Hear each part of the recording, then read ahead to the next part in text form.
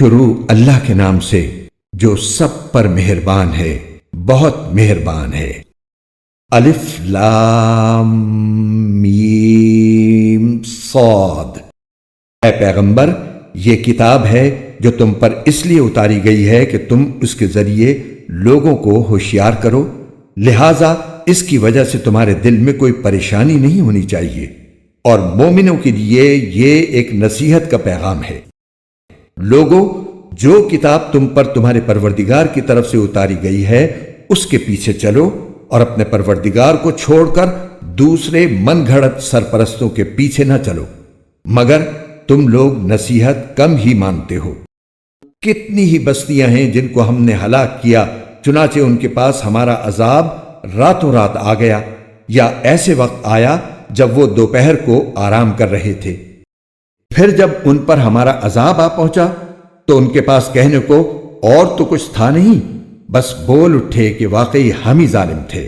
ہم ان لوگوں سے ضرور باز پرس کریں گے جن کے پاس پیغمبر بھیجے گئے تھے، اور ہم خود پیغمبروں سے بھی پوچھیں گے کہ انہوں نے کیا پیغام پہنچایا اور انہیں کیا جواب ملا۔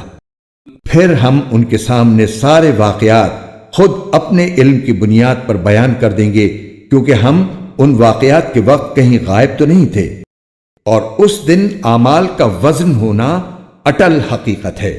چنانچہ جن کی ترازو کے پلے بھاری ہوں گے وہی فلاح پانے والے ہوں گے، اور جن کی ترازو کے پلے ہلکے ہوں گے وہی لوگ ہیں جنہوں نے ہماری آیتوں کے ساتھ زیادتیاں کر کر کے خود اپنی جانوں کو گھاٹے میں ڈالا ہے۔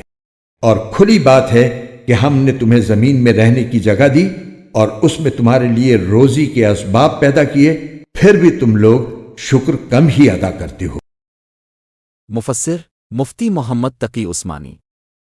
سورہ الاعراف، آیت نمبر 2۔ تفسیر۔ آپ کو یہ پریشانی نہیں ہونی چاہیے کہ اس کے مضامین کو آپ لوگوں سے کیسے منوائیں گے، اور اگر لوگ نہ مانیں تو کیا ہوگا، کیونکہ آپ کا فریضہ لوگوں کو ہوشیار اور خبردار کرنا ہے، ان کے ماننے نہ ماننے کی ذمہ داری اب پر نہیں ہے۔ قرآن کے خوبصورت اور ایمان افروز اردو اور ہندی ترجمہ و تفسیر کے ویڈیوز کو دیکھنے کے لیے ہمارے چینل بیوٹیفل قرآن کے بھی کو لائک، سبسکرائب اور شیئر کیجیے۔ شکریہ۔